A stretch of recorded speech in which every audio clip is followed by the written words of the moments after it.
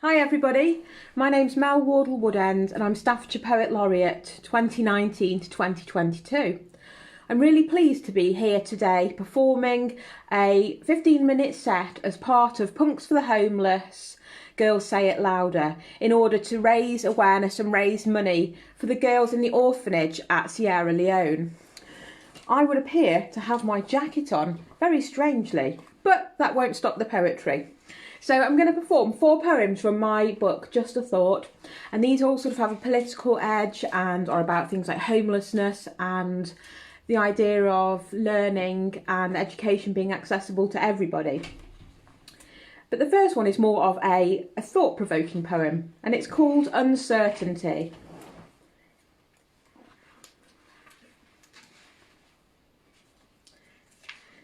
How do we know if the earth is round or flat?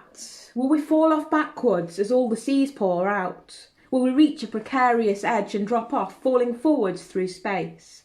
How do we erase our doubts? How do we know if yellow is yellow and green is green? Who decided that Monday to Friday should be the working week? How do we know the spellings of all the words we've learnt and the answers to what we seek?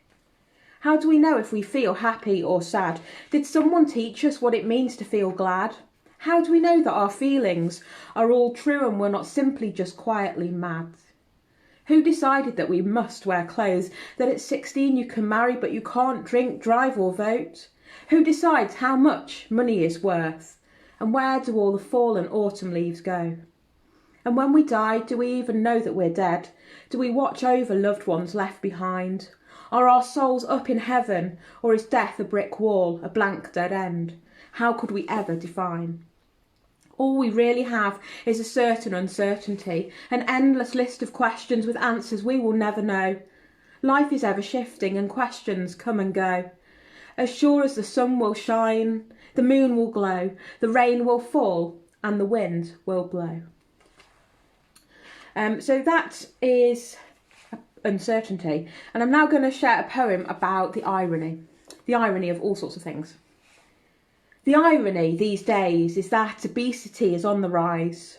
Convenience food is cheap and people generalise, making fun if you're overweight, sneering who ate all the pies. But the reality is that to eat fresh costs a bomb unless you manage to get to the reduced section in time to browse and take your time looking for the bargains that are best. But in this hamster wheel rat race, we are all short of 2 necessities. The old adage is true, time really is money. And have we really got time to go home and cook fresh from a recipe? So if you're not slaving away working to make ends meet, you're slaving at the stove asleep on your feet, trying your best to make something nutritious to eat. Society judges if you cave into a fast food burger diet by whizzing through the drive-through for 99p and only a few p extra for fries is cheap, and the convenience cannot be denied. It's so much cheaper than buying fresh, even though you know that fresh is best when you're tired and skint and just haven't got time to slice and dice and all the rest. But ironically, cheap processed foods are unhealthy and will ultimately give you less energy. So if you could only summon up the energy to shop the reduced section, cook in bulk and freeze in bulk, you'd soon be saving pennies. But with prices rising in living costs, I don't see your earnings increasing to match. So you work the extra hours to try to make ends meet, grab a burger and dash. A quick, cheap food fix, and you risk the health and energy crash. So this next poem is inspired by, I don't know if the word inspired is the right word, but it's sort of a commentary on the homeless problem in the UK. And I think it's something that can be related to all around the world. There are so many issues with homelessness and people not having enough money, not having enough stability in a job, or just not having enough social support in order to get back on their feet. And this is called Park Bench Paradise. Park bench paradise, sleeping outside, reddened painful fingers fumble with thin sleeping bag zip. You've nowhere to hide, no door to close. Outside you survive on adrenaline, nowhere is really safe. Keeping your wits about you, hunker down, close your eyes and feel your heart race. No door to close. Some nights below freezing, your heart barely beats at all. It slows, almost giving up, mind and body succumb to the cold. Hypothermia, pneumonia, frostbite, a transgression. No job, no money, no deposit, no home. You're stuck in this endlessly oppressive recession. No door to close.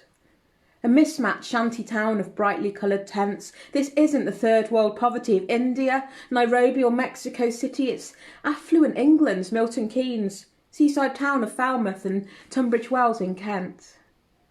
Thin fabric, buffeted and blown, your shivering figure sits and waits, cross-legged in the icy, biting, bitter winter wind. While a few feet away, rosy-faced shoppers burst busily into a coffee shop to buy their customary coffee and cake within. A row of brightly coloured tents line a cold, grey, concrete underpass.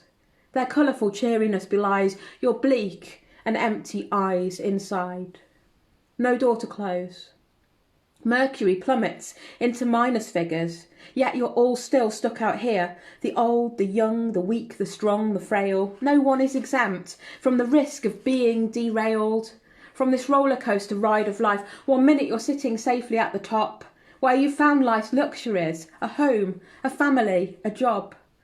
But just one slip, one bad turn of the dice, and you can fall and lose it all. Kicked out, jobless, homeless on the streets, like a stray, downtrodden dog. So who is helping to counteract your plight? Who is helping you find a bed for the night? A rise in unaffordable housing and benefit sanctions, work contracts for 0 hours. Employment is almost impossible. With no address, you are frozen. You've lost all power. No door to close. Soup kitchen volunteers dole out food and steaming hot tea, bringing cheer and warmth, sharing their own time generously. But your fight is getting harder, because people like you who sleep on the streets are the ones we can see. We know you've got no home, no bed, no warmth, and not enough to eat. No door to close. But what about the hidden homeless, sofa surfers relying on their mates for help, or night after night sleeping in a car just to get a tiny bit of shelter? If you're really lucky, you might land yourself a job. Then your benefits will stop, because surely you won't need them when you're earning a living wage. Then the old struggle resumes. You've got money to eat, but not enough to get a deposit to get off the streets and into your own place. No door to close. You are working, but for what? For who? Lines drawn tight on your taut face. The stress, the desperation of your situation starts to show through. No door to close. And slowly your resolve dissolves as your life falls down around you. So what will you do? How can you live your life with no door to close in this park bench paradise? So that was my poem based on homelessness. And this next poem is an observation again, and it's based on sort of true events. I used to be a teaching assistant supporting groups of children in high school in the UK. They're sort of age 11 to 16 or 18. And this is a poem that was inspired by some of those children that I worked with who really struggled with reading and writing. A lot of them had barriers to literacy. And it's kind of an observation and a worry about what might happen to those children if they don't get the support they need and go out into the real world, the world outside school at the age of 16 or 18 without having those kind of literacy life skills. So this is called Street Corner Kid. He's a street corner kid, leaving school with nothing to show for the blaze of the uniform, nothing to show apart from a report card that said he wouldn't conform. He congregates on street corners with mates, in labels they can't really afford. Unwashed, unkept and unemployed. Standing together they dress the same, an understated statement, firming friendships as solid as cement. Looking for fun found in their new freedom, away from the mindless misery and mortification. Every day a struggle at school. He couldn't read, so he was ridiculed. Acted up, he played the fool. You see, he'd do anything for acceptance, to look cool. He'd do anything to detract, to take the focus off the fact. I can't do it, miss. Anything but that. But cool status is slipping. Out here the real world is hard. There's no money to withdraw. The cash point swallowed his bank card.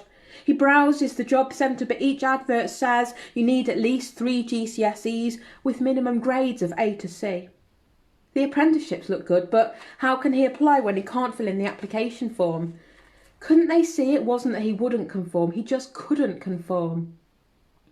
Day by day, his trendy teen status starts to slip into disarray. A cider can clutched in nicotine-stained hands, and a couple of spliffs to get him through the day.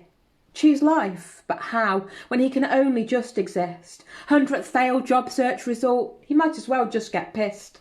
No job, no education, just an allowance from the state that barely pays the rent, the food, the bills, the rates. Mates slowly slip away. They're off to work or uni, and now he's facing each longer, lonelier day. He's purely existing, he is not really living. Existing only on money borrowed for pickups scored from dealers in the park. Existing only for his next hit now, that will surely get him through the dark. What used to be hip, fun, a social trend when hanging out with friends has become a slow descent down into misery. He's locked in a despairing downward downfall with no way to break free, now injecting filth into life-giving veins. The irony is not lost, but his addiction numbs the pain of poverty, of purely existing, of not being able to embrace his life. He is not really living. Until one day there sits a man slumped, veins pumped, in the stairwell of the high-rise block, his worldly possessions in a bag next to him dumped. People stare and use the other door. They step carefully around him on the floor. Unwashed, unkempt and unemployable, in a heroin-induced haze. His eyes are glazed. I'm going to finish with a kind of more cheery poem, because I think I've set the tone to be quite depressing and highlighted all sorts of sort of issues. So I'm going to share a poem that's all about the new day dawning, and it's called Pixelate, and it's just the experience that I think it doesn't matter where you are in the world, you can wake up and see a new day dawning and the inspiration that can bring. A patch of light shifts behind the thick dark of the curtain. The room is still engulfed in black, and my eyes won't adjust easily to the dark. Without glasses on to strengthen my vision, I can see only pixelated shadows. Yawning, I reach for my glasses from the wooden dresser and position them on my face. Getting out of the snug warmth of bed is an effort I can barely make, but yawning I do. At the window, pulling at the curtain, I reveal a magical light outside. The sky is 1,000 hues turning from black to blue, more beautifully colourful than a purpling bruise. Stripes of black and grey cloud layers slash through the shifting shades as nature wildly splashes streaks of ink across the sky. It paints a glorious golden sunrise into the scene, separating jet black tree lines from the still dark, waking forest. A spectrum of dark aubergine to sparkling magenta shades now fill the sky. The sun's golden light radiates heat, expectancy and life, as animals and human life rise in a simultaneous dawn chorus to start the day. So that's it from me. Thank you very much for tuning in and listening. My name's Mel Wardle Woodend, if you missed that at the beginning, and my Sept today is in order to share the awareness raising that's being done by Girls Are Louder and Punks for the Homeless in order to support the children of the orphanages in Sierra Leone. So please do check out the comments for links in how you might get involved or donate money to the cause. And please do share this video and check out the rest of the events going on all day from 12 midday to 12 o'clock tonight on the Girls Say It Louder events page. Thank you very much, and I'll see you soon.